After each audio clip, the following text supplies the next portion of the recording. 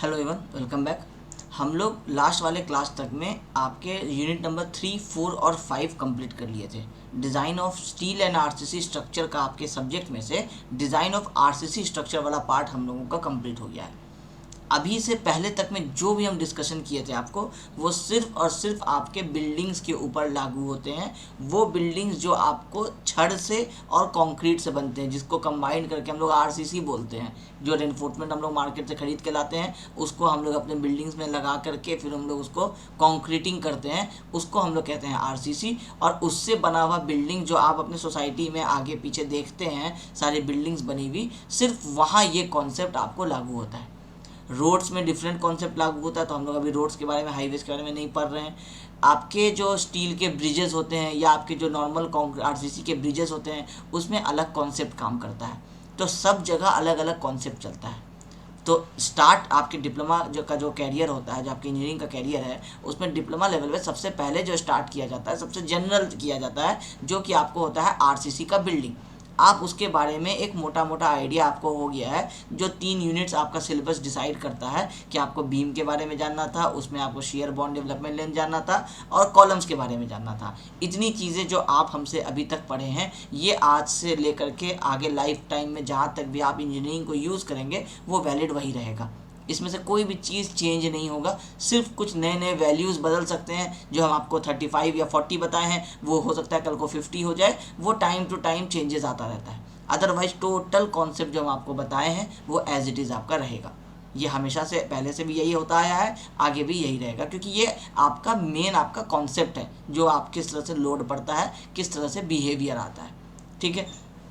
अब क्यों हम ये आपको बता रहे हैं, क्योंकि अब जो हम लोग डिस्कशन करेंगे, अब हम लोग यूनिट नंबर 1 और 2 डिस्कस करेंगे।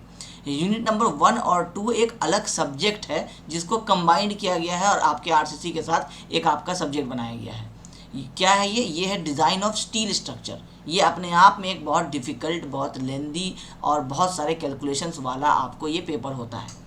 अब इसमें से आपको वो चाहता है कि आप सिर्फ 3 टॉपिक्स पढ़ें, एक टेंशन मेंबर, एक कंप्रेशन मेंबर और एक बीम्स के बारे में। वो भी बीम्स जो है वो बहुत ही मतलब इजी लेवल में, बहुत आसान तरीके से, बहुत छोटा सा आपको दिया है। इसलिए आपको ये 3 जो है प्राइमरी चीज़ें पढ़नी है आपको स्टील स्ट्रक्चर में। फिर जब आप नेक्स्ट सेमेस्टर में आएंगे तो फिर कुछ और चीज़ें आपको बताई जाएंगी जो इसके अलावा आपको रह गया होगा, जिस सेम जैसे आरसीसी में है। नेक्स्ट सेमेस्टर में भी यही चीज़ जो होगा वो रिपीट होगा। यही स्टील का 2 यूनिट जो है वो एडवांस हो जाएगा अगले वाले में, यही आरसीसी का 3 यूनिट एडवांस हो जाएगा अगले वाले सेमेस्टर में। ठीक है। अब आज जो हम लोगों का डिस्कशन होगा, अभी से लेकर के जब तक हम आपको बताते नहीं हैं, तब तक जितने भी लेक्चर्स अभी आपको लगेंगे, ये सारे आपको ज़रूरी होंगे उन 2 यूनिट्स को समझने के लिए। क्यों हम ऐसा कह रहे हैं? क्योंकि आपका जो ये सिलेबस है, ये सिलेबस जो आप में, इसमें जो आप देखेंगे कि आपका design of tension member, design of steel tension and compression member. तो design of steel tension member एक टॉपिक है अपने आप में, डिज़ाइन ऑफ कंप्रेशन मेंबर भी एक टॉपिक है अपने आप में, और दोनों लिमिट स्टेट मेथड से ही करना है। तो लिमिट स्टेट मेथड तो हम जो आपको बताए वही रहेगा हमेशा। क्या क्या बताए थे कि लिमिट स्टेट मेथड है तो डिफ्लेक्शन जो है वो आपका अलाउड हुआ, तो कितना अलाउड हुआ इसका एक लिमिट बना दिया गया कि डिफ्लेक्शन आएगा। उसके लिए हम लोग क्या करते थे कि हम लोग वहाँ पे आपको स्पैन बाय डेप्थ का रेशियो चेक करते थे बीम में, और उसके हिसाब से देखते थे कि अगर उससे ज़्यादा का डेप्थ है तो इसका मतलब है मेरा डिफ्लेक्शन जो है वो लिमिट्स के अंदर रहेगा। तो आपको याद होगा कि हम लोग 7, 20 और 26 3 वैल्यू चूज़ करते थे। ये कंटिन्यूस के लिए, ये सिंपली सपोर्टेड के लिए, और ये आपका कैंटिलीवर के लिए। उसी तरह से डिफ्लेक्शन यहाँ स्टील के मेंबर में भी अलाउड होगा, उसका कुछ कंडीशंस होगा। ठीक है। उसी को हम लोग कहते हैं लिमिट स्टेट मेथड। उसके बाद आपका साइज़ जो होगा वो रिड्यूस हो जाएगा, किसके कंपैरिजन में? वर्किंग स्ट्रेस मेथड के कंपैरिजन में। अगर इसी स्टील को आप वर्किंग स्ट्रेस से बनाते तो सेम आरसीसी वाला ही कहानी होता, साइज़ बड़े लगते, डिफ्लेक्शन 0 आता, लेकिन कॉस्ट बहुत ज़्यादा कॉस्टली हो जाता। और जैसे ही आप कंक्रीट के बदले स्टील की बात कर रहे हैं, तो पहले ही स्टील का कॉस्ट मार्केट में आप जाके पता कर लीजिए, 1 मीटर क्यूब का कंक्रीट बना लीजिए और 1 मीटर क्यूब आप स्टील मार्केट से खरीदना चाहिए, दोनों में के कॉस्ट में 10 गुना का डिफरेंस है। ये हमेशा से इतना ही रहा है, तो इसलिए आपको स्टील वैसे ही बहुत कॉस्टली हो जाता है। तो वर्किंग स्ट्रेस मेथड से करना मतलब कॉस्टली होना, डबल कॉस्टली हो जाना। तो जब हम लिमिट स्टेट से करके उसका साइज़ रिड्यूस कर सकते हैं, तो क्यों ना हम लोग ये ऑप्ट करें। तो लिमिट स्टेट मेथड का कहानी जो था वही आपका रहेगा। अब आपको सिर्फ क्या करना है कि आरसीसी का कॉन्सेप्ट अब हटा देना है दिमाग से। जितनी भी चीज़ें आईएस कोड के क्लॉजेस वगैरह जो भी हम डिस्कस किए सबको दिमाग से हटा देना है, क्योंकि ये चीज़ें अब आपको यहाँ पे काम ज़्यादा नहीं आएंगी। जो हम आपको एक्सप्लेन करेंगे वो आपको अपने आप इसलिए समझ में आएगा क्योंकि आप वो 3, 4, 5 पढ़ चुके हैं, इसलिए आपको वो समझ में आने लगेगा। इस वजह से हम यूनिट 1 और 2 लास्ट में लाए, पहले 3, 4, 5 लाए, क्योंकि उसका सिलेबस ज़्यादा था, उसमें हम आपको ज़्यादा चीज़ें समझा सके। आप कॉम्प्रेशन मेंबर पढ़ चुके हैं आरसीसी का, जो कॉलम था आपका यूनिट नंबर 5। आप फ्लेक्सर मेंबर पढ़ चुके हैं बीम, तो जो आप बीम पढ़े हैं वो आपको यहाँ स्टील बीम में आके लागू हो जाएगा। जो आप कॉलम में पढ़े हैं वो आपको यहाँ कॉम्प्रेशन मेंबर में आकर के लागू हो जाएगा। लेकिन किस पे लागू होगा? स्टील के ऊपर लागू होगा। तो थोड़ी थोड़ी सी चीज़ें अलग होती जाएंगी, फॉर्मूला थोड़ा थोड़ा सा चेंज होता जाएगा। इस वजह से यूनिट नंबर 1 और 2 जो है वो लास्ट में आया है। ठीक है, अब आपका सिलेबस जो है ये जो कह रहा है आपको स्टील टेंशन और कंप्रेशन मेंबर डिज़ाइन करने के लिए, ये जो टेंशन मेंबर है यहाँ ये सबसे आपके सिलेबस में अगर देखा जाए तरीके से, अगर स्टील को पढ़ा जाए तो सबसे पहले आपका टेंशन मेंबर जो है ये किसी भी आप उसकी बात कर लीजिए, डिज़ाइन ऑफ स्टील स्ट्रक्चर का एक जनरल अगर हम लोग सिलेबस का बात करें तो ये आपको लगभग 3rd यूनिट होता है। पहला इंट्रोडक्शन होगा, दूसरा कनेक्शन होगा, और कनेक्शन के बाद तीसरा जो होगा वो स्टील का टेंशन मेंबर डिज़ाइन होगा, और उसके बाद 4th जो होता है वो आपका कंप्रेशन मेंबर डिज़ाइन होता है, 5th जो होता है वो आपका स्टील बीम होता है। तो 3, 4 और 5 तो आपको ठीक दिया है पढ़ने के लिए। आप पहले टेंशन पढ़ेंगे, फिर आप कंप्रेशन पढ़ेंगे, फिर आप बीम पढ़ेंगे। लेकिन इस 3 को हम अचानक से अगर अभी हम आपको इस लेक्चर को हम आपके सिलेबस के अकॉर्डिंग ही मान के चलें और यहाँ पे हम आपको टाइप्स ऑफ सेक्शन बताना शुरू करें टेंशन मेंबर में, और उसके आगे हम स्ट्रेंथ उसका फॉर्मूला वगैरह निकालना शुरू कर दें, यील्डिंग क्या होता है, रप्चर क्या होता है, ब्लॉक शेयर क्या होता है, आपको कुछ नहीं समझ में आएगा। सीरियसली अगर आ भी गया तो आपको फॉर्मूला जो है वो याद नहीं होंगे, आपको रट्टा मारना पड़ जाएगा। तो मेरा काम है कि हम आपको पहले 1, 2, 3 लेक्चर्स कुछ आपके लगेंगे जो अभी हमको एग्जैक्टली पता नहीं है कि हम कहाँ तक में आपका इस 1.1 पे पहुंचने से पहले कितना हमको आपको बिल्डअप करना पड़ेगा। हम आपको कुछ लेक्चर्स अभी आपको जो प्रोवाइड कर रहे हैं, आपको सिर्फ इसको सुनना है, सुन के समझ लेना है बातों को। इसमें से कोई भी डेटा जो है अभी आपको सेव करने की ज़रूरत नहीं है। हम आपको बताते चलेंगे कि आपको नोट्स में क्या लिखना है, कहाँ पे क्या पूछा जा सकता है। जैसे आरसीसी में कराते आए हैं हम आपको वैसे ही कराते आएंगे। क्यों हम इतना ज़्यादा एक्सप्लेन कर रहे हैं चीज़ों को? क्योंकि स्टूडेंट अक्सर इसको रट करके आगे निकल जाते हैं।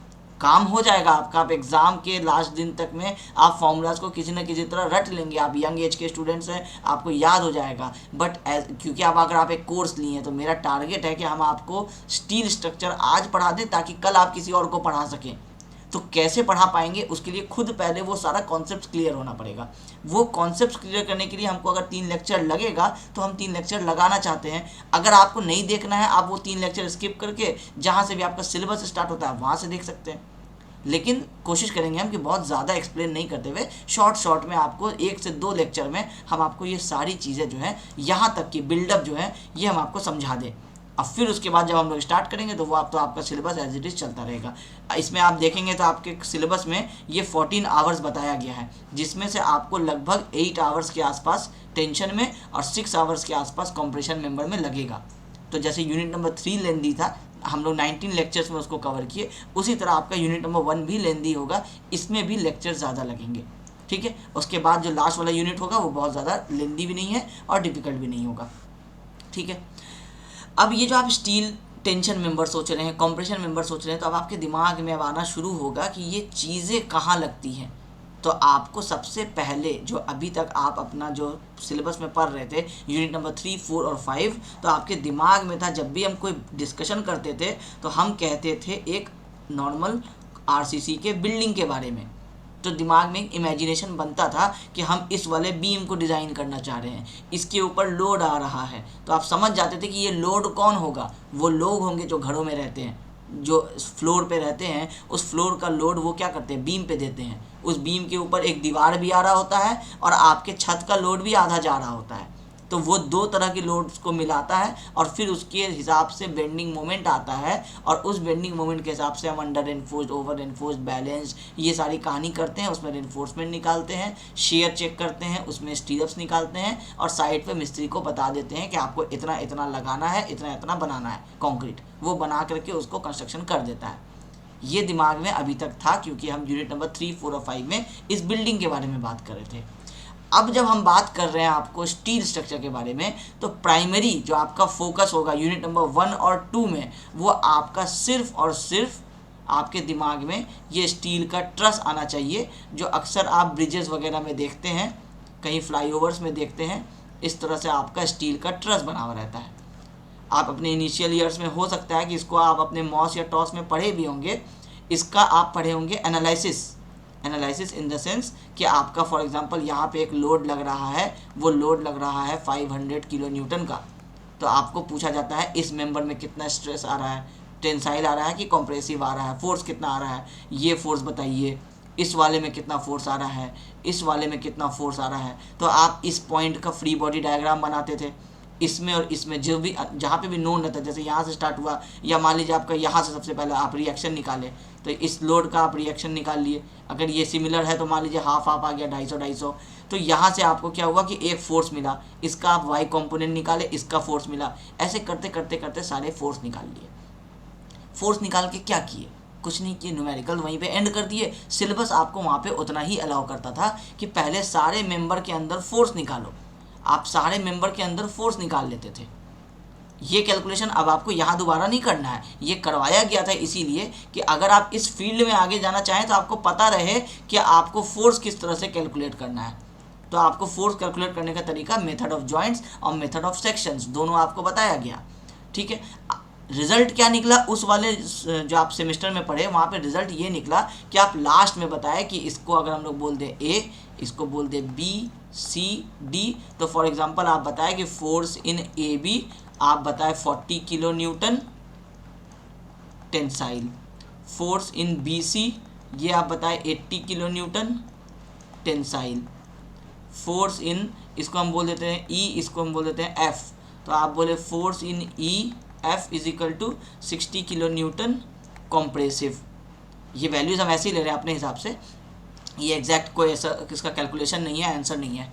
ठीक है, तो आप ये इतने सारे फोर्स निकाले, क्यों निकाले? और ये जो लिखे टी और सी लिखे, ये क्या मतलब हुआ? मतलब ये हुआ कि इस ट्रस में कुछ मेंबर्स हैं जो इसके ऊपर कॉम्प्रेसिव लोड आ रहा है, जैसे ये वाला मेंबर इसके ऊपर कॉम्प्रेसिव आ रहा है। ठीक है, ये वाला मेंबर है ए बी बी सी, इनके ऊपर आप देख रहे हैं कि आप टेंसाइल लिखे हैं, इनके ऊपर टेंसाइल फोर्स आ रहा है, तो इसके ऊपर कॉम्प्रेसिव और इनके ऊपर टेंसाइल फोर्स आ रहा है। तो आप जब ये निकाल लिए, तो अब अगर हम आपको कहते हैं कि ए बी में एक हमको स्टील का स्ट्रक्चर लगाना है, एक मेंबर लगाना है, कोई भी, चाहे आप रॉड लगा लीजिए, चाहे आप एंगल लगा लीजिए, अभी हम बताएंगे आगे, कोई भी टाइप का चीज़ हम लगाने बोले, तो आप पूछेंगे ना कि मार्केट से कौन से साइज़ का खरीद के लाना है। अगर हम एक आई सेक्शन की बात करें, जनरल सब लोग आई सेक्शन के बारे में जानते हैं, कैलकुलेशन में तो हम लोग पूरा ही पढ़ते हैं, उसमें मॉस टॉस में ये आई सेक्शन अक्सर पुराने ज़माने में आप देखेंगे घरों में बीम का काम किया करता था। तो इस आई सेक्शन को अगर हम बोलेंगे मार्केट से ख़रीद के लाओ, तो आप दो चीज़ पूछेंगे, या एटलीस्ट एक चीज़ तो ज़रूर पूछेंगे कि इस आई सेक्शन को हम लोग हाइट के हिसाब से डिफ़ाइन करते हैं अलग अलग।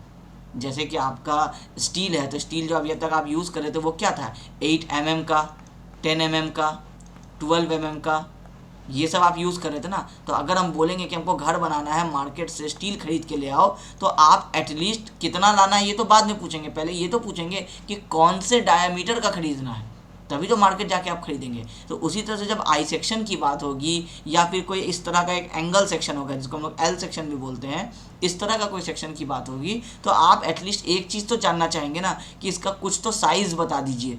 तो साइज़ बता दीजिए, तो जैसे मान लीजिए हम बोले कि ये 500 mm हाइट का हमको चाहिए, तो ये 500 का भी आता है, ये आपको इस तरह का 400 का भी आता है, सेम इसी आई सेक्शन को, ये आपको टोटल हाइट जो है ये 400 भी हो सकता है, ये 300 भी हो सकता है।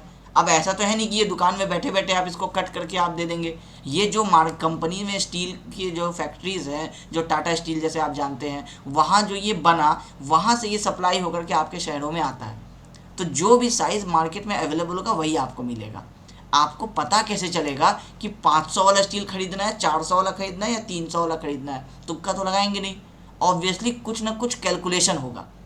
तो आपको पहले पता करना पड़ेगा कि आपके ये वाला मेंबर में अगर आपको यहाँ पे एक स्टील इस तरह से आई सेक्शन रखना है तो ये वाला आई सेक्शन में फोर्स कितना आ रहा है पहले ये पता कर लो। जैसे बीम में पता किए बेंडिंग मोमेंट कितना आ रहा है, बेंडिंग मोमेंट पता चलेगा, उसी हिसाब से हम लोग डिसाइड करेंगे कि कितना हम लोगों को परसेंटेज ऑफ स्टील देना है। शेयर फोर्स आएगा तो शेयर फोर्स निकालेंगे, शेयर स्ट्रेस निकालेंगे, फिर डिसाइड करेंगे कितना स्टीरअप देना है। उसी तरह यहाँ हम लोग निकालते हैं ये फोर्स। ये फोर्स जब निकल जाता है तो हम लोगों को ये समझ में आ जाता है कि हम लोगों को इस फोर्स के लिए डिज़ाइन करना है। अब अगर यहाँ पे सिर्फ 40 का फोर्स आ रहा है और यहाँ पे अगर आपका 80 का फोर्स आ रहा है तो ऑब्वियसली यहाँ पे जो बीम का साइज़ लगेगा वो इस वाले के कंपैरिजन में कम लगेगा ना। आप कह सकते हैं कि हाफ भी लग सकता है अगर डायरेक्ट कैलकुलेशन, अगर लीनियर रिलेशन निकलेगा तो 80 में अगर आपको 500 वाला बीम लग रहा है तो 40 में आप कह सकते हैं कि आपको सर 250 वाला बीम लगेगा, मतलब ये हाइट 250 हो जाएगा, उसी हिसाब से आपका पैसा लगेगा। तो कैसे डिसाइड होगा? ये फोर्स के हिसाब से। तो आप अब तक क्या किए, ये फोर्स निकालना सीख गए। चाहे अभी आपको आता हो या नहीं आता हो उस चीज़ को भूल जाइए, क्योंकि उसका अब आपको काम फिलहाल इस सेमेस्टर को पास करने में नहीं लगेगा, लेकिन टेक्निकली आना चाहिए। अगर आप भूल गए हैं तो आप उसको इसलिए याद रखिए क्योंकि वो आपका बेनिफिट होता है। यहाँ बेनिफिट होगा, नेक्स्ट ईयर आप एसएससी जेई का एग्ज़ाम में बैठने जाएंगे, वहाँ इससे क्वेश्चन आएगा, वहाँ बेनिफिट होगा।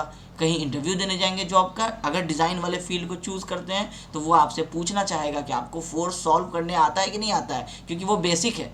तो आपको एक छोटा सा वो इस तरह से ट्रस्ट बना के दे देगा। अब बोलेगा कि इसमें आपको यहाँ पे लोड लगा दे रहे हैं 500, यहाँ लगा दे रहे हैं 500, इसको सॉल्व कीजिए। तो ये छोटा सा अब बोल देगा कि एटलीस्ट 2 मेंबर में बता दीजिए, तो वो ताकि आपका 2 से 3 मिनट लगे और आप एक कैलकुलेशन करके बता सकिए। इसके लिए आपको वो आना चाहिए। नहीं आता है कोई दिक्कत नहीं है। स्टील स्ट्रक्चर, ये जो design of steel and RCC structure है, ये आप 70 में 70 यहाँ ला सकते हैं एक्सटर्नल में, बिना इसको जाने हुए भी। लेकिन हम आपको बता रहे हैं कि प्रोसेस पूरा क्या होता है, ठीक है। तो ये फोर्स निकालना आपका काम था, फोर्स निकालना आपको आ गया। अब इस सेमेस्टर में यूनिट नंबर 1 और 2 में आपको पढ़ना है कि ये इस फोर्स के हिसाब से ये वाला कितने साइज़ का आपको आई सेक्शन या एल सेक्शन या सी सेक्शन, जो भी सेक्शन आप खरीदेंगे मार्केट से, वो कितने साइज़ का खरीदना है। तो कितने साइज़ का खरीदने के लिए इसका मतलब है कि आपको कैलकुलेशन करके ये निकालना है कि कितना थिकनेस रिक्वायर्ड है, इसको हम लोग बोलते हैं हाइट। ये हाइट कितना रिक्वायर्ड है, कितना ये वाला, इसको वेब बोलते हैं, इसको फ्लेंज बोलते हैं। उम्मीद करते हैं आपको पता होगा, नहीं तो हम अभी बता देते हैं। ये फ्लेंज हुआ और ये आपका वेब हुआ। तो फ्लेंज का ये वाला थिकनेस कितना होगा, वेब का थिकनेस कितना होगा, ये चीज़ें आपको डिसाइड करनी होगी, क्योंकि ये अलग अलग थिकनेस का भी आता है मार्केट में। सेम हाइट है 500 का, लेकिन ये कई बार हो सकता है ये आपको 12 mm का भी थिकनेस वाला होगा, 8 mm का भी थिकनेस वाला होगा, 10 mm का भी थिकनेस वाला होगा। तो आपको कौन सा वाला थिकनेस का चाहिए, कौन सा वाले हाइट का चाहिए, यही निकलेगा आपके इस पूरे डिज़ाइन ऑफ स्टील स्ट्रक्चर में। जो आप कैलकुलेशन करेंगे यही चीज़ें निकालेंगे, ठीक है। अब इसको, ये है आपका फाइनल रिजल्ट जो हम लोग स्टील में जैसे निकालते थे ना कि 316 के बार हम लोग प्रोवाइड करेंगे, ये था फाइनल रिजल्ट। इसको निकालने के लिए आप क्या क्या चीज़ें निकालते थे, AST निकालते थे, आप MU लिमिट भी निकालते थे, अगर बैलेंस सेक्शन है तो आप XU निकालते थे, XU लिमिट से चेक करते थे उसको, इतने सारे कैलकुलेशन करते थे और अल्टीमेटली यहाँ पहुँचते थे, PT निकालते थे। अब स्टील स्ट्रक्चर के क्वेश्चन में क्या करता है, कई बार आपको सिर्फ पूछ देगा कि MU लिमिट बता दीजिए, क्योंकि इसका न्यूमेरिकल बहुत डिफिकल्ट नहीं देता है। SBT भी जानता है कि स्टूडेंट्स बहुत ज़्यादा हाई लेवल पे स्टील के न्यूमेरिकल्स नहीं सॉल्व कर पाएंगे। कुछ तो थ्योरी पूछता है इसमें से, अब बाकी आपको वो न्यूमेरिकल जो है वो आसान पूछता है। आसान मतलब है कि एकदम फाइनल रिजल्ट तक नहीं पूछेगा, बीच का कोई एक स्टेप आपको पूछ देगा कि ये स्टेप, ये वैल्यू बता दीजिए। तो ये फोर्स तो आपको नहीं पूछेगा एग्जाम में, ये खत्म हो गया पुराना, 3rd 4th सेमेस्टर की बात है। अब आपको बोलेगा कि बता दीजिए कि इस टेंशन मेंबर में मैक्सिमम इसका लोड कैरिंग कैपेसिटी कितना है, जो हम लोग अभी तक कॉलम वगैरह में निकाल लेते ना, PU निकाल करके आए हम लोग लास्ट यूनिट में। उसी तरह से इसमें पूछ देगा कि TU कितना निकाल सकता है ये, तो उसका कुछ इसका मतलब है कि सेम फिर सिग्मा इंटू ए वही वाला कहानी चलेगा, क्योंकि TU पूछा मतलब किलो न्यूटन में फोर्स पूछ रहा है। इसका मतलब है कि आप यहाँ पे न्यूटन पर mm² का स्ट्रेस इंटू mm² का एरिया से मल्टीप्लाई करेंगे तो न्यूटन में आएगा, डिवाइडेड बाई 1000 करेंगे तो किलो न्यूटन में आपको फोर्स पता चल जाएगा। तो जो ये मूल कॉन्सेप्ट है यही यहाँ भी फॉलो होगा यूनिट नंबर 1 में भी। इसी के लिए हम आपको 3, 4, 5 पहले पढ़ाए हैं, ताकि आपको ये समझ में आ जाए कि फिर से सिग्मा इंटू ए करना है। अब क्या करना है वो थोड़ा सा डिफरेंट है RCC से, क्योंकि RCC में 0.446 FCK निकलता था कंक्रीट का, अब प्लस करना पड़ता था 0.87 FY स्टील वाले के साथ। अब इन दोनों को कंबाइन करना, दोनों अलग अलग टाइप की चीज़ें हैं, अलग अलग मटेरियल्स है, इसलिए आपको कहानी थोड़ा अलग अलग हो रहा था। यहाँ बस एक स्टील है, पूरा स्टील है, उसके अंदर एक ही प्रॉपर्टी है स्टील की प्रॉपर्टी, तो जो भी सिग्मा निकलेगा वो एक निकलेगा, इसमें प्लस वाला सिस्टम खत्म हो गया। ठीक है, तो मूल याद रखना है कि कोई भी फॉर्मूला याद नहीं हो रहा है, बस याद रखिए कि इसका सिग्मा ढूंढ लीजिए या याद कर लीजिए, ए याद कर लीजिए, दोनों को मल्टीप्लाई कर लीजिए, फॉर्मूला बन जाएगा। आप देखेंगे आगे जब हम बढ़ेंगे यूनिट में तो हम भी फॉर्मूला याद नहीं रखेंगे जानबूझ करके, ताकि हम वहाँ पे डिराइव कर करके आपको फॉर्मूला वहीं पे बना सके। क्योंकि फॉर्मूला याद रखना मेरे लिए आसान है, हम आपको एक बार रीडिंग देंगे हमको फॉर्मूला याद हो जाएगा। हम इसलिए भी जानबूझ के कि जब भी हम स्टील स्ट्रक्चर पढ़ाते हैं हम फॉर्मूला इसलिए नहीं याद रखते हैं ताकि हम आपको ये बता सकें कि फॉर्मूला कैसे खड़े खड़े बनाया जा सकता है। 2 मिनट का कैलकुलेशन एग्जाम में आपको लगेगा, आप रफ करना शुरू करेंगे, बस आपको पता होना चाहिए कि स्टार्ट क्या करना है, क्या डिराइव करना है, वैसे अपने आप आपको लास्ट में फॉर्मूला निकल के आ जाएगा। ठीक है, तो इस तरह का जो स्ट्रक्चर होता है स्टील स्ट्रक्चर, इसको डिज़ाइन करने के लिए फिर से कोई किसी कोड का हेल्प लेना पड़ेगा कि मिनिमम क्या होगा, मैक्सिमम क्या होगा, परमिसिबल कितना होगा, ये बताएगा आपको IS 800। अब IS 800 का 2 पार्ट मार्केट में बहुत पॉपुलर है। पहला एक है जिसका जो ईयर है वो है 1984 और दूसरा जो है वो है 2007। फिर सेम वैसे ही IS 456 के जैसा IS 456 का भी भले मार्केट में पॉपुलर दोनों ही है, पॉपुलर एक ही है, एक है 1978 वाला, एक है 2000 वाला। तो आप 2000 वाले को जानते हैं, 1978 वाले जो पुराने लोग हैं जो सीनियर हैं वो जानते हैं, ये वर्क करता था वर्किंग स्ट्रेस मेथड के कॉन्सेप्ट पे। और जब कॉन्सेप्ट नया आया लिमिट स्टेट मेथड का तो 2000 से उसको अप्लाई किया गया, तो ये लिमिट स्टेट मेथड वाला जो आपका कोड हो गया। सेम उसी तरह से 1984 वाला वर्किंग स्ट्रेस मेथड के हिसाब से डिज़ाइन बताएगा और 2000 वाला लिमिट स्टेट मेथड के हिसाब से डिज़ाइन बताएगा। नेक्स्ट सेमेस्टर में जब आप स्टील स्ट्रक्चर पढ़ेंगे तो आप 1984 वाले कोड के हिसाब से पढ़ेंगे नॉलेज के लिए, और इस सेमेस्टर में आप पढ़ेंगे 2007 वाले के हिसाब से, मतलब लिमिट स्टेट के हिसाब से। तो पूरा ये जो आपका 5 यूनिट है वो लिमिट स्टेट वाला ही है। यहाँ भी 2000 के हिसाब से भी पढ़े, यहाँ 2007 के हिसाब से पढ़ेंगे। तो आपका जो IS कोड होगा, कई बार एग्जाम में 1 मार्क्स का क्वेश्चन ये भी पूछ लेता है कि किस कोड को हम लोग फॉलो करते हैं स्टील स्ट्रक्चर के डिज़ाइन के लिए, तो हम लोग IS 800 2007 को फॉलो करते हैं। ठीक है, अब आपको समझ में आ गया कि हम लोग किस मेंबर को डिज़ाइन करेंगे, क्या हम लोग निकालने वाले हैं। अब जैसे ये टेंशन मेंबर है वैसे ही आपका कंप्रेशन मेंबर भी आएगा। सेम फिर कंप्रेशन मेंबर में भी लोड आपको पता चल गया कि 60 किलोन्यूटन कंप्रेसिव है। अब 60 किलोन्यूटन के हिसाब से आपको देखना है कि इसमें साइज़ क्या रिक्वायर्ड होगा, या नहीं तो आपको बता देगा कि हम एक आई सेक्शन यूज़ किए हैं ISMB 350, वो बोलेगा बताइए ये वाला जो मेंबर है कितना मैक्सिमम लोड कैरी कर सकता है। तो आपको रिवर्स कैलकुलेशन करना है सेम कॉलम वाले की तरह, और आपको निकालना है कि ISMB 350 का मैक्सिमम लोड कैरिंग कैपेसिटी कितना है। फॉर एग्जांपल निकल करके आया 500 किलो न्यूटन, ये इतना लोड उठा सकता है। आपके बिल्डिंग पे लोड आ रहा है 400 किलो न्यूटन, तो ऑब्वियसली ये 500 वाला, जब ये ISMB 350 500 उठा सकता है तो 400 किलो न्यूटन भी उठा सकता है। तो आप चेक करेंगे कि 300 वाला चेक कर लेते हैं, हो सकता है 300 वाला जो है वो 425 किलो न्यूटन उठाता हो, तो फिर आपका 350 वाला क्यों खरीदेंगे, फिर 300 वाला खरीदेंगे, थोड़ा सा तो पैसा बचेगा। और ऐसे ही करते करते अगर आपको 40 जगह पे ये लगाना है तो 40 गुना पैसा बचेगा। तो यही कैलकुलेशन स्टील स्ट्रक्चर में हम लोगों को करना है। ठीक है, अब इसके लिए कुछ बेसिक चीज़ें आपको और समझनी है। क्या समझना है, ट्रस के बारे में आपको समझना है। ये आपका एक ट्रस है, हम इस ट्रस को अलग अलग उससे कलर से बनाते हैं क्योंकि समझाने में ईजी हो जाएगा।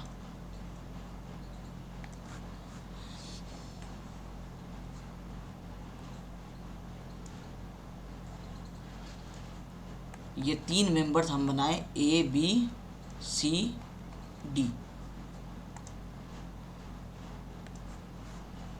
और इसको जोड़ेगा आपको यहाँ से एक मेंबर,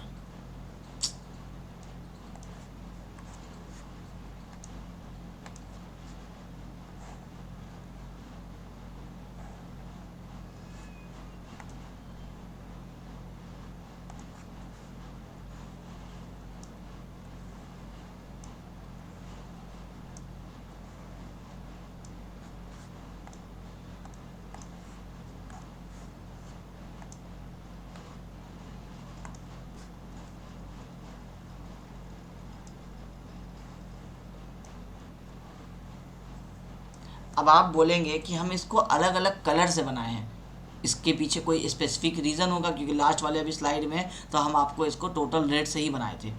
इसको अलग अलग बनाने का एक रीज़न है। अब यहाँ से आप वापस आ जाइए, आपका जो डिज़ाइन ऑफ RCC स्ट्रक्चर आप पढ़े थे उसके कॉन्सेप्ट को आप वापस आ जाइए। मान के चलिए कि आपका ये जो है इसको हम यहाँ ऐसा एक बीम की तरह बना देते हैं। मान लीजिए ये पूरा जो है इसका नेमिंग कर देते हैं EFG। इस पूरे को आप मानिए कि एक ये रेक्टेंगुलर बीम है, अगर इस तरह से यहाँ A है, यहाँ D है, यहाँ पे E है, यहाँ पे G है, बीच में यहाँ पे B बना दीजिए, C बना दीजिए। हम इसको मान लेते हैं कि एक आपका अगर ऐसा एक रेक्टेंगुलर बीम आप बनाते, इसके ऊपर अगर आपका कोई इस तरह से लोड आता तो ये क्या होता, ये बेंड करता तो ये कुछ ऐसा बेंड करता। इसके बारे में हम लोग पढ़े हैं। तो जब ये ऐसा बेंड करता तो ये वाला क्या बन जाता, कंप्रेशन वाला आपका फेस बन जाता, और ये वाला आपका टेंशन वाला फेस बन जाता। ये आप आरसीसी में पढ़े हैं। इसका एक सेंटर यहाँ से एक न्यूट्रल एक्सिस जो है वो आपका पास करता, जिसको हम लोग बोलते हैं डेप्थ ऑफ न्यूट्रल एक्सिस, और टॉप से इसका हाइट को हम लोग बोल देते हैं XU। हम लोग ये निकालते हैं, क्यों निकालते हैं, क्योंकि अगर हम लोग एक प्योर इस तरह का सिर्फ कंक्रीट बनाते तो इसका न्यूट्रल एक्सिस इसके सेंटर पे लाई करता। लेकिन हम लोग क्या किए, यहाँ पे कुछ छड़ लगा दिए, वो भी अलग प्रॉपर्टी का जो कंक्रीट से अलग है। तो ये क्या हो गया, थोड़ा डिसबैलेंस हुआ।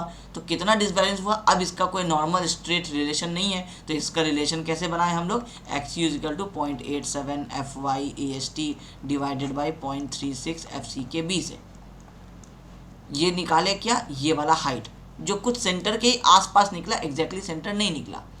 ये क्यों निकाले, ताकि हमको ये पता चले कि मेरा जो ये वाला जोन है, जो ये ऊपर वाला जो ये बेंड कर रहा है, ये मेरा क्या है, इसमें कंप्रेसिव फोर्स आ रहा है, इसमें ज़्यादा कंप्रेशन हो रहा है।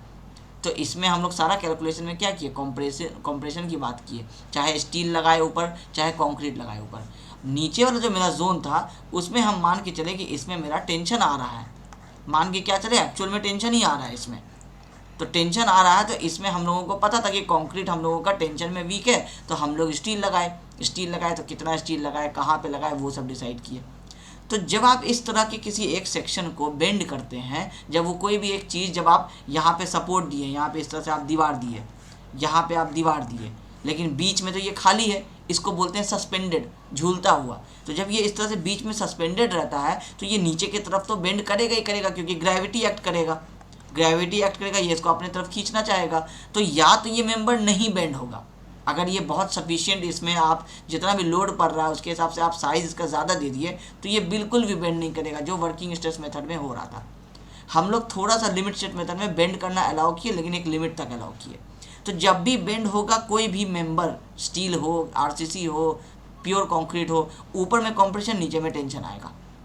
तो जब भी ये ट्रस भी आपका इसके ऊपर लोड आता है, मान लीजिए गाड़ी चाहे यहाँ चले, चाहे गाड़ी आपका यहाँ से चले, आपका इस ट्रस में क्या होगा, लोड आएगा। तो ये ट्रस आपको क्या होगा, बेंड करना चाहेगा। हम आपको समझाने की तरह से ये सारा एग्जांपल दे रहे हैं ताकि आपको एक्चुअली एक कॉन्सेप्ट समझ में आ जाए, जो हम अभी नेक्स्ट डिस्कस करने वाले हैं।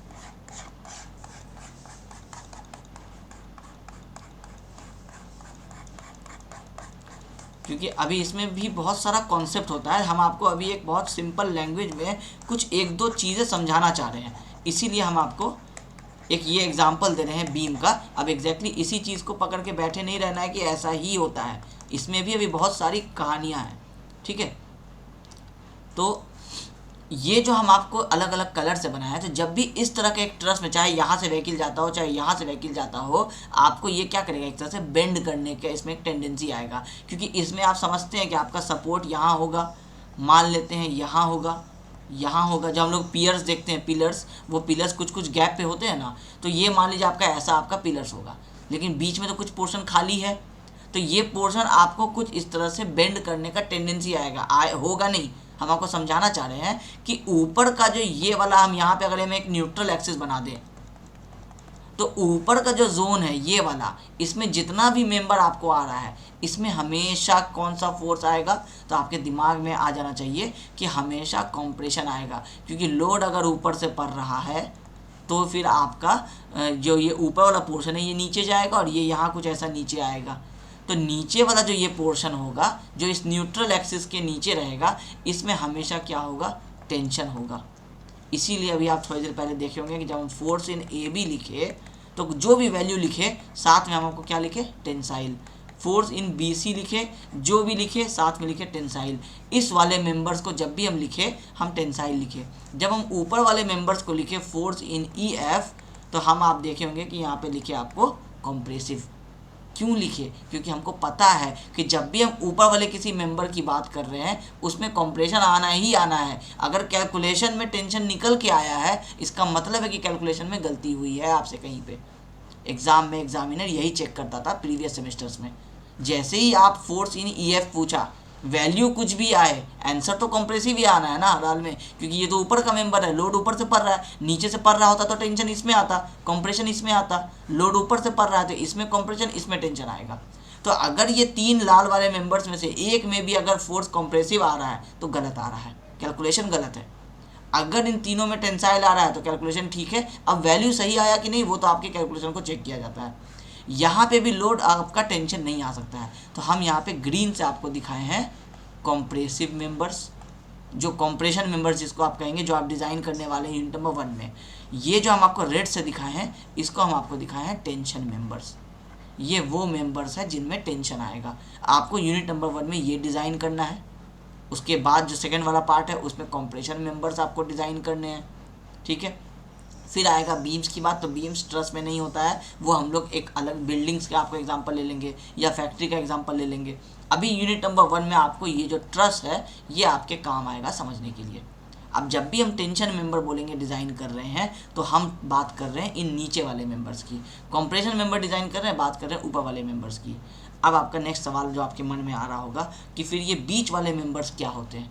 ये आपको आधा यहाँ से, अब ये स्टील है तो एक, आप यहाँ पे कनेक्शन बनाए, यहाँ पे कनेक्शन बनाए, ये न्यूट्रल एक्सिस तो इमेजिनरी है ना, तो ये वाला स्टील आप लगाए हैं तो फिर इसमें आप सोचेंगे कि यहाँ आ रहा है टेंशन, यहाँ आ रहा है कंप्रेशन। तो इस स्टील में एक्चुअली में क्या आ रहा होगा? तो इस स्टील में एक्चुअली में दोनों में से जो ज़्यादा होगा वो वाले का इफेक्ट लिया जाएगा, क्योंकि अल्टीमेटली जो ज़्यादा होगा उसी की वजह से टूटेगा ना। अगर टेंशन में इसका कैपेसिटी 100 किलो न्यूटन है, कंप्रेशन में इसका कैपेसिटी 200 किलो न्यूटन है, तो आप एक्चुअल लोड चेक करेंगे। अगर आपका एक्चुअल लोड आ रहा है 110 तो फिर आप उसको यहाँ नहीं लगा सकते हैं। क्यों? क्योंकि टेंशन में तो ये 100 पे ही फेल हो जाएगा ना। अब आपका जैसे ही 101 का लोड पड़ा तो ये टेंशन की वजह से फेल हो जाएगा। तो अल्टीमेटली फिर आपको यहाँ पे दूसरा मेंबर लगाना पड़ेगा। मतलब है आपका लोड कितना आ रहा है वो दोनों में से जो मिनिमम कैपेसिटी होगा उससे भी लोड कम रहना चाहिए। जो चीज़ 101 पे टूट सकता है किलो न्यूटन पे, वो 200 किलो न्यूटन तक तो कभी पहुँचेगा ही नहीं ना, क्योंकि जैसे ही 100 से किलो न्यूटन पार होगा वैसे ही वो टूटना शुरू हो जाएगा, तो वैसे ही वो फेलियर हो जाएगा। इसका मतलब है कि आपका सेफ लोड कितना हो जाएगा? 99 किलो न्यूटन। तो इस तरह के मेंबर को हम लोग बोलते हैं रिवर्सल मेंबर्स। इसका एक नाम आप आगे पढ़ेंगे, जब हम आपको आगे सिलेबस पढ़ाएंगे तो यूनिट नंबर 1 में एक स्लेंडरनेस रेशियो, फिर से आपका एक वैल्यू आएगा। उस स्लेंडरनेस रेशियो वाले टेबल में आप देखेंगे रिवर्सल मेंबर्स के बारे में बताया गया है। रिवर्सल मेंबर्स क्या होते हैं? जिसमें अभी टेंशन गवर्न कर रहा है, 1 घंटे बाद आप देखेंगे कॉम्प्रेशन गवर्न करेगा। गाड़ी नहीं चल रही थी, हो सकता है कॉम्प्रेशन आ रहा था, जैसी गाड़ी आई उसमें हो सकता है टेंशन आ गया। इनमें ये कभी नहीं होगा, ये हमेशा से कॉम्प्रेशन मेंबर है, ये हमेशा से टेंशन मेंबर है। इनका वाइट वाले का स्टोरी अभी क्लियर नहीं होता है, ये हर 2 घंटे पे टेंशन और कॉम्प्रेशन बदलते रह जाएंगे। तो आपको क्या करना है कि आपको दोनों के लिए डिज़ाइन करना पड़ता है। तो पहले इसको सीखेंगे तभी तो दोनों होगा ना पूरा। तो इसलिए आपके सिलेबस में आप टेंशन सीखेंगे, आप कंप्रेशन सीखेंगे। मान लीजिए कि आपको एक लोड आ रहा है 80 किलो न्यूटन, 80 किलो न्यूटन के हिसाब से आप डिज़ाइन किए, टेंशन मेंबर बनाए। उसको पहले आप सोचे कि ये टेंशन मेंबर है, आपको निकल करके आया ISMB 300 का आपको आई सेक्शन आया। आप कंप्रेशन मेंबर के हिसाब से डिज़ाइन किए, आपको आया ISMB 350। तो इसका मतलब है कि अगर आप ISMB 300 देंगे तो टेंशन वाले लोड में तो वो सेफ रहेगा, लेकिन जैसे ही कंप्रेशन होगा तो ये कम पड़ जाएगा, क्योंकि कंप्रेशन में उसको रिक्वायर्ड कितना था 350 वाला। अगर आप इसको प्रोवाइड कर देंगे तो कंप्रेशन में तो ये सेफ रहेगा ही रहेगा, लेकिन जैसे ही टेंशन फोर्स आएगा तो ये उसको भी बियर कर लेगा, क्योंकि जब 350 वाला आप प्रोवाइड कर रहे हैं और 300 वाला ही रिक्वायर्ड था टेंशन के लिए, तो 350 वाला तो दोनों को बियर कर लेगा ना। तो फिर हम लोग इसको चूज़ करते हैं। तो इसलिए रिवर्सल मेंबर के लिए कोई अलग सा यूनिट, अलग सा पढ़ाई नहीं होता है। टेंशन पढ़िए, टेंशन सीख लीजिए, कंप्रेशन पढ़िए, कंप्रेशन सीख लीजिए, दोनों का आंसर निकालिए, दोनों को चेक कर लीजिए। तो आपके सिलेबस में आपको इसके बारे में नहीं पढ़ना है, इसलिए आपको इसका टेंशन नहीं लेना है, लेकिन आपको पता होना चाहिए कि ये आपका रिवर्सल मेंबर्स होते हैं।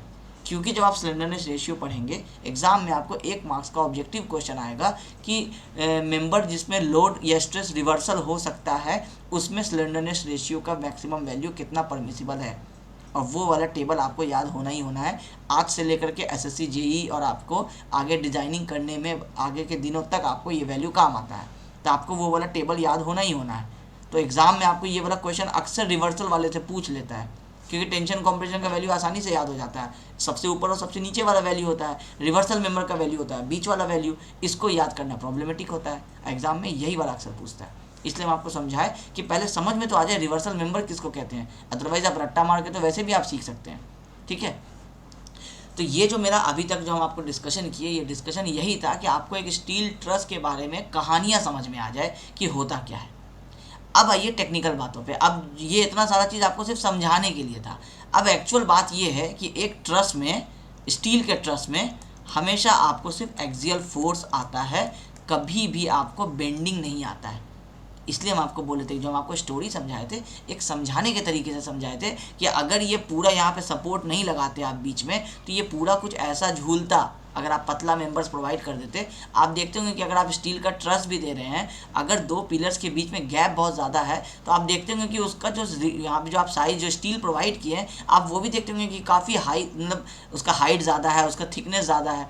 और जब आप छोटा सा रूफ ट्रस देखेंगे कि कहीं अपने घरों में जब आप ऊपर टीन का शेड वगैरह लगाते हैं, उसके लिए अगर आपको रूफ ट्रस वगैरह दिया जाता है, तो आप देखेंगे बहुत छोटे छोटे के आपको 10 mm, 15 mm, 16 mm के आपको स्टील के मेंबर्स यूज़ होते हैं। तो जितना आप स्पैन बढ़ाएंगे, जितना आप लोड बढ़ाएंगे, स्टील का साइज़ उतना ज़्यादा रिक्वायर्ड होगा। तो आप नॉर्मली इमेजिन कर सकते हैं कि अगर हम इसको हटा दें, इसको सपोर्ट को हटा दें, इसको भी हटा दें, तो आप इमेजिन कर सकते हैं कि ये मेंबर झूलना तो चाहेगा ही ना, चाहे इस पर लोड एक्सियली आ रहा हो, लेकिन एक झूलने की टेंडेंसी तो बनेगी। तो वो टेंडेंसी जो बनेगी, उसके वजह से कंप्रेशन और टेंशन वाला बिहेवियर समझाने के लिए हम आपको समझाएं। बट एक्चुअल में एक ट्रस में हमेशा सिर्फ और सिर्फ एक्सियल फोर्स आता है। अब ये कैसे एग्जैक्टली श्योर होगा कि जो गाड़ी चल के गई इसके ऊपर, पता कैसे चला कि सिर्फ एक्सियल फोर्स ही आएगा?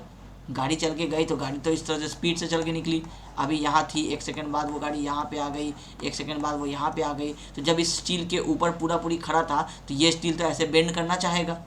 तो फिर हम कह रहे हैं कि no bending moment, no bending moment, इसका मतलब है कि फिर ये कैसे हुआ। तो अब आपको ये चीज़ समझना होगा, ताकि आपको एक कहानी स्टील का समझ में आ जाएगा। कभी अगर आप इस सारे को हम इरेज कर देते हैं, कभी अगर आप रेलवे स्टेशन वगैरह पे जाएंगे, वहाँ पे जो आपके जो ट्रैक्स को पार करने के लिए जो आपका पुल बनाया जाता है, आप उसको जब कभी नीचे से देखेंगे, तो आप देखेंगे कि कुछ ऐसे आपको ये दिखेगा, ऐसे क्रॉस करके आपको मेंबर्स लगे हुए रहते हैं, इस तरह से नीचे से आप देखेंगे तो। लेकिन जब आप इस पुल के ऊपर से चल के जा रहे हैं, तो फिर आपको ये सब नहीं दिखता है, क्योंकि ये तो नीचे रह जाता है ना। जो इस पुल के फ्लोर पे आप चल रहे होते हैं, उसके नीचे से आपको ये इस तरह से क्रॉस किया हुआ दिखता है। तो ये जब आप इसके ऊपर चल रहे होते हैं, तो आप जिसके ऊपर चले वो आपका फ्लोर था। अब वो फ्लोर के ऊपर लोड गया, यूडीएल गया, मान लेते हैं आपका एक इस तरह से यहाँ पे ऐसे आपका फ्लोर है, फिर आपका एक नेक्स्ट फ्लोर ऐसा है, ऐसे ही करते करते आप यहाँ से एक फ्लोर ऐसा है, आप यहाँ पे सीढ़ी से चढ़े इस तरह से, और यहाँ पे आप उतर गए। तो ये 3 फ्लोर जो है, 3 टुकड़ा में आपको इस फ्लोर को कंबाइंड किया गया। तो इसके ऊपर जो लोग खड़े हुए, तो इस पूरे पे तो यूडीएल आया, तो ये फ्लोर क्या हुआ, बेंड करना चाहा, तो वो क्या हुआ, इस वाले के ऊपर और इस वाले के ऊपर अपना लोड को ट्रांसफ़र किया, इस वाले के ऊपर और इस वाले के ऊपर। अगर इस एक ये पूरा बॉक्स को हम उठा के यहाँ इस तरह से रख देंगे, तो इसके ऊपर जो लोड आ रहा है वो क्या होगा, इस वाले मेंबर में और इस वाले मेंबर में ही तो जाएगा ना, क्योंकि उसके ऊपर ये सपोर्टेड रहता है। अब ये दोनों में जो लोड ट्रांसफ़र हुआ, तो इन दोनों में तो बेंडिंग आया, ठीक है, क्योंकि इसके ऊपर लोड ट्रांसफ़र हुआ। लेकिन ये बेंडिंग जो है, एक आपका इस तरह से मेंबर है, अब इस वाले को हम सिर्फ बना देते हैं, एक इस तरह से आपका मेंबर है, इसके ऊपर आपको लोड इस तरह से ट्रांसफ़र हुआ, तो बेंडिंग तो इसमें अपना आएगा ही, उसको तो बेंडिंग के लिए हम लोग डिज़ाइन करेंगे ही। लेकिन ये अपना लोड को क्या करेगा, लास्ट में इस तरह से 2 सपोर्ट जिस पे ये जुड़ा हुआ है उस पर ट्रांसफ़र कर देगा। तो ये जो यूडीएल है, ये WL/2 करके क्या बना दिया, फोर्स बना दिया। ये फोर्स कहाँ लगा, यहाँ पे लगा, यहाँ पे लगा, यहाँ पे लगा और यहाँ पे लगा। अब आ जाइए ट्रस में, ये आपका ट्रस है, मान लीजिए ये आपका ये वही रेलवे का प्लेटफॉर्म है, आप यहाँ पे चल रहे हैं इस तरह से। आपको यहाँ पे हम कलर चेंज कर देते हैं, आपको यहाँ पे दिख नहीं रहा है, यही वाला जो क्रॉस मेंबर है ये यहाँ पे इस वाले एज से उस वाले एज तक जा रहा होगा आपके पैरों के नीचे, जो आपको पता नहीं चल रहा है। तो आपका लोड इस वाले मेंबर पे आया, ये वाला मेंबर को तो हम लोग बेंडिंग के लिए डिज़ाइन करेंगे ही, क्योंकि इसके ऊपर एक्चुअल में बेंडिंग आ रहा है। लेकिन ट्रस किसको कहते हैं? इसको कहते हैं ना हम लोग ट्रस।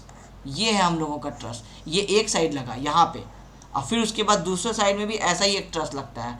तो आपका लोड जो है वो यहाँ पे जा रहा है इस तरह से, ऐसे करके। तो ये वाला मेंबर जो ये ट्रस में नहीं आता है, ये ब्रिज का मेंबर हुआ, लेकिन आपके ट्रस का मेंबर ये नहीं हुआ। ट्रस का मेंबर हुआ आपका ये वाला जो ऐसे करके चल रहा है, ठीक है। तो ये बेंडिंग के लिए डिज़ाइन होगा। और इसका लोड कहाँ पास हुआ? यहाँ। इसका लोड कहाँ पास हुआ? यहाँ। इसका लोड कहाँ पास हुआ? यहाँ। आप देखिए कि इस पूरे ट्रस में 3 जंक्शंस बने हैं, इन 3 जंक्शंस पे आपका लोड जो है वो पास हो रहा है। अब आप इसी ट्रस को घुमा करके ऐसे बनाइए। ये 3 जंक्शंस का नाम दे देते हैं A, B, C। ये यहाँ पे इस तरह से आकर के एक ही जगह पे आकर ये ऐसे कंबाइंड हो जाता है। इसको नाम दे दिए A, B, C। इस पे लोड कहाँ पड़ा? नोड पे। नोड मतलब क्या? जंक्शन पे। इसमें लोड कहाँ पड़ा? जंक्शन पे। इसमें लोड कहाँ पड़ा? जंक्शन पे। अब अगर इस जंक्शन पे मेरा फोर्स ऐसे नीचे की तरफ जा रहा है तो रिएक्शन में इसमें क्या आएगा? एक रिएक्शन इस तरह से आएगा, जैसा भी इंक्लाइंड है, सीधा रहे कि टेढ़ा रहे, जैसा भी होगा उसी का कंपोनेंट कुछ कॉस थीटा कुछ साइन थीटा करके वैल्यू कम या ज़्यादा जाएगा। मान लीजिए 50 का जा रहा है, अगर यही है कि यहाँ मेंबर ऐसा होता तो इसमें रिएक्शन भी 50 का आता। मान लीजिए हम इंक्लाइन कर दिए, हो सकता है 45 का आएगा, ऐसा ही कुछ होगा। तो आपको ये वाला जो लोड जा रहा है उसका कुछ रिएक्शन इसमें जा रहा है। ये रिएक्शन क्या जा रहा है? इस मेंबर के साथ साथ ही तो जा रहा है ना, इसके एक्सिस पे जा रहा है, तो इसलिए ये कहलाया आपको एक्सियल लोड। इसलिए आपके ट्रस में अब देखिए यहाँ पे तो जो लोड ट्रांसफ़र हुआ, एक यहाँ ट्रांसफ़र हुआ, एक यहाँ ट्रांसफ़र हुआ, इस मेंबर के ऊपर कोई लोड आप ट्रांसफ़र नहीं होने दिए। ये जो साइड में आप लगाए थे इसके ऊपर आप डायरेक्टली गाड़ी तो चलाते नहीं है, गाड़ी तो आप यहाँ रोड पे चलाते हैं। ये आपका व्हीकल है इस तरह से बना हुआ, आप इस पे गाड़ी चलाते हैं। आप इस वाले मेंबर पे और इस वाले मेंबर पे लोड जो जाने दे रहे हैं वो आप सिर्फ एक जगह यहाँ जाने दिए, एक जगह यहाँ जाने दिए, एक जगह यहाँ जाने दिए। तो जब 3 जगह जाने दिए तो इस पूरे ट्रस में क्या हुआ? बॉटम में क्या आया? जॉइंट पे फोर्स आया। अगर गाड़ी नीचे से चल रही है तो, ऊपर से चल रही होती है तो फिर ऊपर आता है, ठीक है। तो आपको यहाँ पे फोर्स आता, यहाँ पे फोर्स आता, अभी आपको नीचे वाले पे आ रहा है। अब इसकी वजह से कुछ इसमें स्ट्रेस आएगा, कुछ इसमें आएगा, कुछ इसमें आएगा, कुछ इसमें जाएगा, और ऐसे करते करते पूरा जो लोड है वो ये स्ट्रक्चर क्या करेगा? आपस में बियर कर लेगा। इसलिए हम आपको बोले only axial force, no bending in truss, ठीक है। अब आपका इसमें बेंडिंग नहीं आ रहा है, सिर्फ एक्सियल फोर्स आ रहा है। तो एक्सियल फोर्स कितने तरह का होता है? एक कंप्रेशन, एक आपका टेंशन।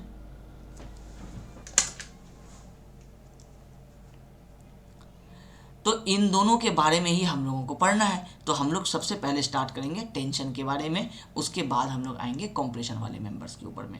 दोनों का स्टोरी अलग अलग होता है। टेंशन होने में उसमें लोड बाहर की तरफ जा रहा होता है तो उसका सिचुएशन अलग होता है, उसमें टीयरिंग के चांसेस होते हैं। जब आप लोड अंदर की तरफ लाते हैं तो कंप्रेशन होता है, उसमें मेंबर टीयर नहीं कर जाता है, उसमें मेंबर बकल कर जाता है। तो उसकी बात हम लोग करेंगे। तो दोनों का बिहेवियर अलग अलग होगा, लगेगा ट्रस में ही, ऊपर वाला कंप्रेशन, नीचे वाला टेंशन, बीच वाला रिवर्सल मेंबर। और टेंशन मेंबर में टीयरिंग का टेंडेंसी ज़्यादा होगा, खिंचाव ज़्यादा आएगा। ऊपर जो आपका कंप्रेशन वाला मेंबर रहेगा उसमें कंप्रेशन ज़्यादा आएगा, दबाव ज़्यादा आएगा, तो उसका बिहेवियर अलग रहेगा, ठीक है। अब ये हम लोग आज वाले क्लास को हम लोग यहीं पे अभी स्टॉप करते हैं। अब जो आपका यहाँ पे हम आपको एक बिल्डअप किए स्टील स्ट्रक्चर का, अब सिर्फ एक क्लास नेक्स्ट वाला जो लगेगा वो लगेगा आपको इस टेंशन मेंबर को स्टार्ट करने से पहले उस कनेक्शन का थोड़ा सा कहानी समझाना, जो कि आपको इस कैलकुलेशन में काम आएगा, लेकिन आपके सिलेबस में दिया नहीं है। तो जब दिया नहीं है तो कैलकुलेशन के समय में हम आपको कैसे समझाएंगे कि अब न्यूमेरिकल करने बैठ रहे हैं, वहाँ पे एक कैलकुलेशन है, आपको एक कुछ माइनस करना है, तो उसका अपने आप में 1 घंटे का एक लेक्चर है जो माइनस करना है।